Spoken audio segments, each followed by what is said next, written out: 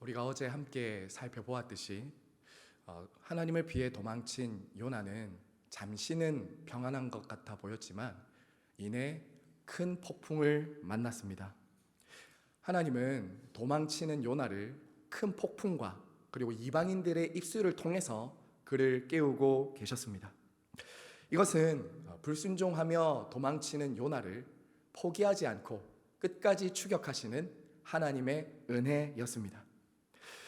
여러분, 그리고 제비를 뽑아서 요나가 걸렸을 때 모두가 이제 요나를 주목했습니다. 도대체 당신은 누구며 무슨 일을 하고 어느 나라의 사람입니까? 이렇게 묻습니다.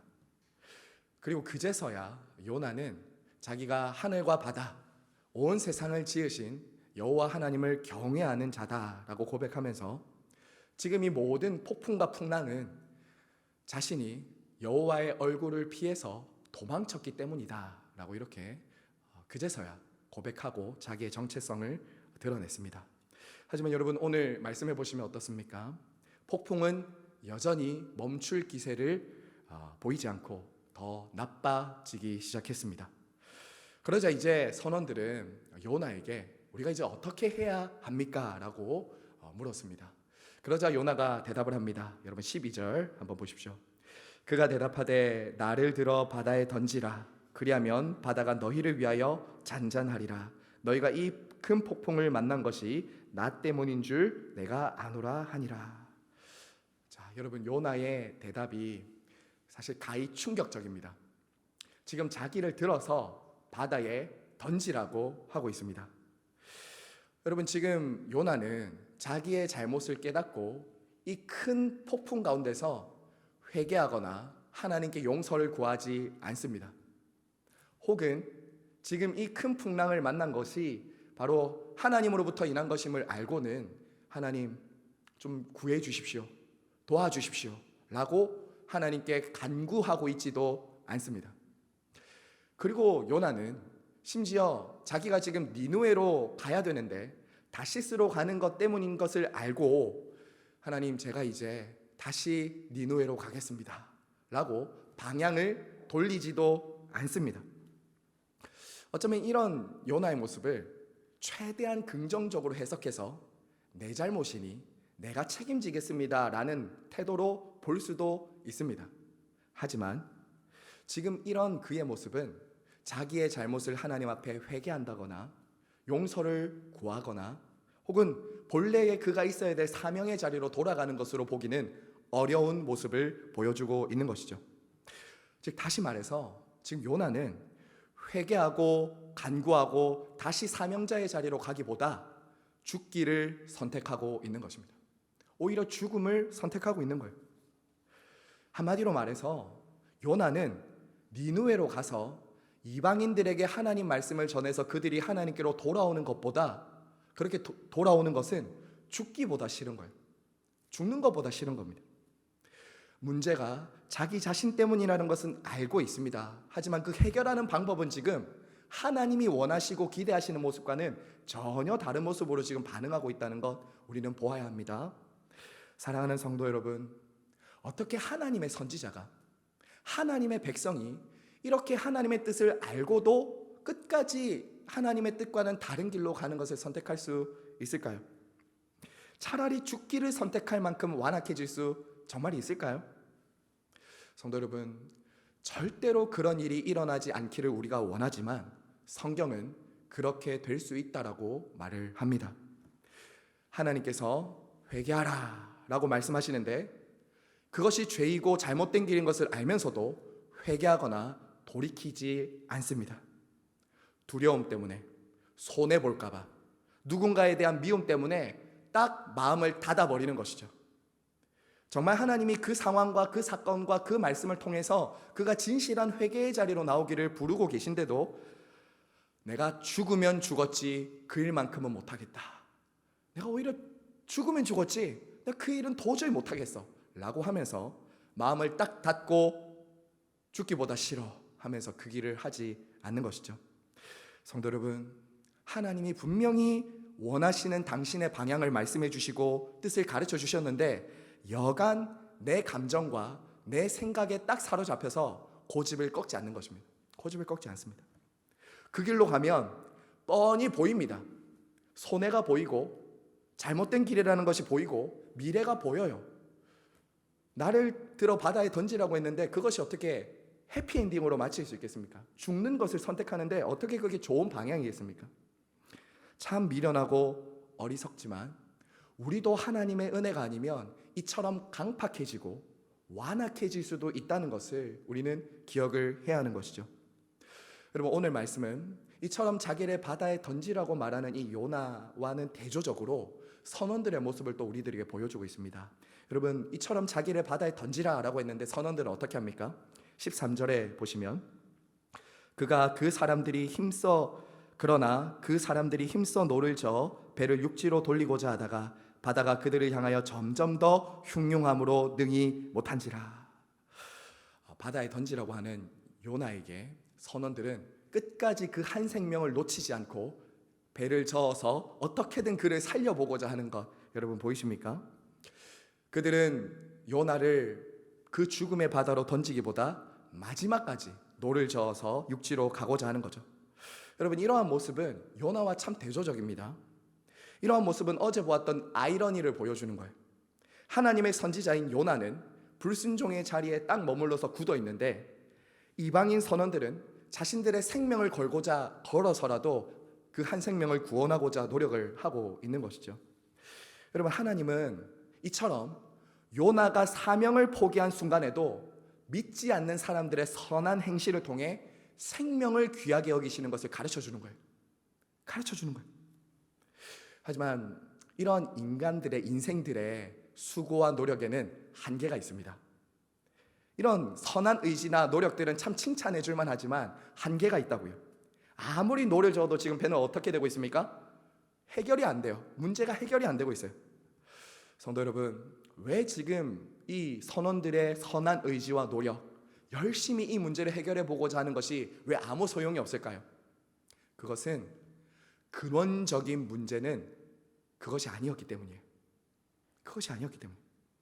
그들의 노를 젓는 솜씨가 부족했거나 아니면 배를 다루는 솜씨가 부족해서가 아니라 문제는 더 깊고 근원적이었던 것이기 때문에 배는 멈출 수가 없는 것입니다.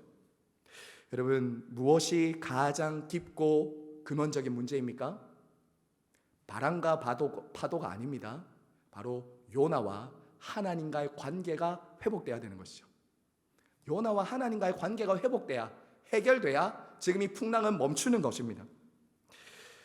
사랑하는 여러분, 하나님과 요나 사이의 더 근원적인 관계의 문제, 이것이 해결되기 전까지는 인간의 선함이나 노력만으로 이 문제가 해결될 수 없는 거예요. 하나님께 불순종하고 피해 도망가고 있는 그 요나가 하나님과의 관계가 회복되지 않으면 이 폭풍과 풍랑은 멈출 수 없는 것이죠. 그러므로 여러분, 우리 인생에 일어나는 모든 풍랑에 그 근원적인 문제가 하나님과의 관계라면 아무리 열심히 노력하고 우리가 의지를 가지고 해보려고 해도 그 일은 될 수 없습니다. 실패할 수밖에 없어요. 하나님과의 관계가 근원적인 문제라면 항상 하나님과 바른 관계로 돌아와야지만이 폭풍은 멈추게 됩니다. 그래야 폭풍은 멈춰요. 사랑하는 성도 여러분, 때로 저와 여러분도 인생의 어떤 폭풍과 풍랑을 만날 때가 있지 않습니까? 자, 그럴 때 아무리 어떤 노력을 해봐도 이것도 해보고 저것도 해보고 아무리 노력해도 안 될 때가 있어요. 상황이 좀처럼 풀리지가 않습니다. 여러분, 그럴 때는 더 열심히 노를 젓거나 내가 더 열심히 이 문제를 해결해 보려고 하는 것이 아니라 하나님과의 관계로 다시 돌아오셔야 됩니다. 하나님과의 관계를 점검하셔야 됩니다. 오히려 그렇게 애쓰면 애쓸수록 더 깊은 바다로 우리는 들어가게 되는 것이죠. 혹시 이 새벽에 지금 해결되지 않은 문제 앞에서 있는 분들 혹시 계시지 않습니까? 아무리 노력해봐도 길이 보이지 않아요. 어떻게 해봐도 답이 나타나지 않아요. 혹시 그런 분들이 우리 말고 우리 목장 식구들 중에 있지는 않습니까? 자, 그렇다면 여러분, 이 새벽에 단지 눈에 드러나는 그 증상, 그 문제 해결만 기도하지 마시고 하나님과의 관계 회복을 구하시고 간절히 부르짖으시기 바랍니다. 문제의 근원적인 것이 해결돼야 폭풍은 잔잔해질 수 있다는 것이죠. 하나님 말씀보다 내 생각과 판단과 확신을 더 위에 둔 죄를 하나님 앞에 회개하는 것이죠. 회개하는 거예요. 순종을 요구하시는 하나님 앞에 그 부르심을 회피해서 도망갔던 자기 자신을 회개하는 것입니다. 주님이 멈추라고 하셨는데 하나님과 정반대 방향으로 가고 있었던 나 자신을 점검하고 돌아보는 거예요. 그리고 하나님과 바른 관계로 나아갈 수 있도록 여러분 하나님의 은혜를 구하시기를 간절히 바라고 소망합니다. 자, 성도 여러분, 오늘 끝으로 요나는 이처럼 하나님의 뜻을 거스르고 불순종하고 있지만 참 놀라운 것은 하나님은 그러한 가운데서도 하나님의 뜻을 이루고 계셨다는 것입니다. 여러분, 오늘 이 배에서 어떤 일이 일어나고 있는지 한번 잘 보십시오. 하나님을 모르던 이방인들이 여호와 하나님을 부르면서 기도하고 있습니다. 그리고 마지막은 예배를 드리고 있어요. 14절 보십시오. 무리가 여호와께 부르짖어 이르되 여호와여 구하고 구하오니 이 사람의 생명 때문에 우리를 멸망시키지 마옵소서. 무지한 피를 우리에게 돌리지 마옵소서. 주 여호와께서는 주의 뜻대로 행하심이니이다 하고. 여러분, 지금 참 놀라운 일이 일어나고 있습니다. 처음 이 풍랑이 일어났을 때 이방인들은 어떻게 했습니까? 각자 자기들의 신들의 이름을 부르면서 기도했어요. 그리고 요나서의 정말 이 문학적인 기법이 처음에 하나님을 모르던 사람들이 하나님을 부를 때는 하나님, 엘로힘 이렇게 부르거든요. 성경에 보면. 그런데 뒤로 갈수록 어떻게 되냐면 오히려 하나님을 알았던 선지자는 점점 하나님을 모르는 길로 가고 있고요. 하나님을 몰랐던 이방인들이 하나님을 알면서 어떻게 고백하냐면 여호와 하나님을 부릅니다. 언약이거든요. 하나님과의 언약 안으로 들어오고 있다고요. 이방인들이. 처음에는 이들이 많은 신들 중에 한 분으로 하나님을 알았습니다. 자, 하지만 이제 이들은 분명하게 여호와 하나님만이 참되시고 살아계신 한 분인 하나님을 인지하고 있는 것이죠. 점점 하나님을 전혀 몰랐던 이방인들이 폭풍을 통해서, 제비뽑기를 통해서, 요나를 통해서 지금 하나님을 점점 아는 자리로 나아가고 있는 것입니다. 그리고 어떻게 됐죠? 그 절정은 16절이에요. 16절은 우리 한번 다 같이 읽겠습니다. 시작. 그 사람들이 여호와를 크게 두려워하여 여호와께 제물을 드리고 서원하였더라. 이들은 정말 두려워했어요. 요나가 바다에 던져졌을 때 풍랑이 잔잔해지는 것을 보고는 두려워했습니다. 두려워했다고. 무엇을 두려워했습니까? 여호와를 크게 두려워했다. 그리고 제사를 드리죠. 서원을 합니다. 이제 이 이방인들이 여호와 하나님을 알고 그분을 예배하는 자리로 나아가고 있는 것이죠. 여러분, 반면 또 반대로 하나님의 백성인 요나는 어떻습니까? 하나님을 누구보다도 잘 아는 선지자였지만 하나님의 뜻을 거부하며 점점 멀어지는 모습으로 이렇게 나오는 거예요. 그리고 이 모습은 요나가 대표하는 당시 이스라엘 백성들의 모습, 그리고 잠자고 있는 교회의 모습으로 우리들에게 보여주는 것이죠.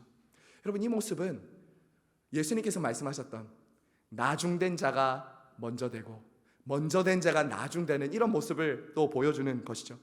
정말 오늘 말씀에서 누가 하나님을 경외하는 자일까요? 누가 진짜 여호와를 예배하는 참 백성으로 지금 드러나고 있는 것일까요? 사랑하는 성도 여러분, 하나님께서 지금 일하고 계신 것입니다. 이 지금 오늘 나오는 이 작은 배 안에서 일어나는 이방인 선원들이 여호와 하나님을 알게 되는 것은 훗날 니느웨 백성들이 하나님께로 돌아와서 여호와 하나님께 회개하는 것에 대한 예고편이에요. 예고편이에요. 작은 그 배에서 일어나고 있는 거예요. 그 일을 누가 하십니까? 여호와 하나님이 주권적으로. 요나는 불순종하고 있지만 당신을 계시하시고 드러내심으로 지금 이방인들을 주님께로 돌이키고 있는 것이죠. 그리고 이것은 곧 있을 니느웨의 예고편이라고. 니느웨의 예고편. 요나의 불순종에도 불구하고 여호와 하나님은 당신의 뜻과 계획을 끝까지 이루시는 신실하신 분이라는 것을 우리는 기억해야 합니다. 사랑하는 성도 여러분, 말씀을 맺겠습니다. 그러므로 오늘 우리는 요나가 불순종하며 끝까지 사명의 길로 가지 않으려고 하는 이 모습을 반면교사로 삼고 하나님의 말씀을 듣고 순종하는 것, 여호와 하나님을 신뢰하며 온전한 순종의 자리로 나아가는 것을 배워야 합니다. 배워야 해요. 그리고 우리가 그러한 순종을 할 수 있도록 우리 대신해서 요나보다 더 완전한 순종으로 순종하시고 그 길을 내신 우리 주 예수 그리스도를 바라보며 그분에게 배워야 합니다. 그분에게 배워야 돼요. 오늘 요나는 불순종해서 바다에 던져졌습니다. 하지만 우리 주 예수 그리스도는 순종하심으로 당신을 십자가에 내어 던지신 분이시죠. 요나가 바다에 던져졌을 때 바다가 잔잔해지고 풍랑이 멎었다면 우리 주 예수 그리스도의 순종하심으로 말미암아 우리를 향한 하나님의 진노의 폭풍, 우리를 향한 하나님의 심판의 폭풍은 잔잔해질 수 있었던 것이죠. 여기서 사실은 대속의 의미가 있는 거예요. 요나가 비록 불순종을 통해서 던져졌을 때 바람과 파도가 잔잔해졌듯이 우리 주 예수님의 순종하심을 통해 그 모든 하나님의 진노와 폭풍이 잔잔해질 수 있었던 것입니다.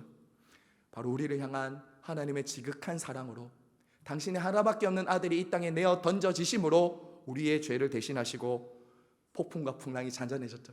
그리고 여러분, 그분의 온전한 순종과 대속으로 인해 요나의 배에 탔던 이방인들이 여호와 하나님을 예배한 것처럼 저와 여러분이, 열방이 그리스도의 십자가의 대속과 그분의 공로로 인해서 여호와 하나님을 알고 하나님을 아버지라 부를 수 있는 놀라운 은혜를 얻게 된 것 아니겠습니까? 그러므로 사랑하는 성도 여러분, 때로 저와 여러분이 마음이 완악해지고 강팍해질 때가 있을 수도 있어요. 때로는 그럴 때가 있습니다. 하나님의 뜻을 거부하고 싶고 피하고 싶을 때도 있을 수 있습니다. 그럴 때 우리 주 예수 그리스도를 바라보십시오. 그분이 어떻게 우리를 위해 순종하셨는지, 어떻게 그 사명을 끝까지 감당하셨는지 그분을 바라보시고 배우셔야 됩니다. 배우셔야 돼요. 저와 여러분이 사명을 감당할 수 있는 것은 불굴의 의지가 아닙니다. 불굴의 의지가 아니라 우리 대신해서 순종의 길을 끝까지 가신, 이 골고다의 길을 끝까지 가신 예수 그리스도를 바라볼 때 우리는 순종할 수 있는 의지와 힘과 담대함이 생길 수 있는 것이죠. 우리 스스로 해결하려고 하는 것이 아니라, 내 힘으로 하려고 하는 것이 아니라 여러분 앞에 먼저 폭풍을 뚫고 하나님의 뜻을 이루신 예수 그리스도의 이름을 부르며 가야 되는 사명의 길이라는 것을 꼭 기억하시기를 바랍니다. 그리고 그렇게 우리가 예수 그리스도 안에서 하나님과의 관계가 회복될 때 폭풍은 멈추게 될 것입니다. 어느덧 여러분들을 두렵게 하고 죽일 것 같았던 그 폭풍은 하나님과의 관계가 회복되면 멈추게 되는 거예요. 결과적으로 멈출 수밖에 없는 거예요. 다시 제자리를 찾게 될 것입니다. 그리고 우리가 다시 순종의 자리에서 하나님의 뜻을 행하며 순종할 때 이방인들이 하나님께 돌아오는 그 놀라운 은혜를 주실 줄로 믿습니다. 이 새벽에 우리를 대신하시고 하나님의 뜻을 이루신 십자가 지신 예수 그리스도를 붙들고 하나님의 뜻과 은혜를 구하며 기도할 때 우리 가운데 하나님의 역사하심을 나타내실 성부와 성자와 성령께 모든 영광을 돌려드립니다. 아멘.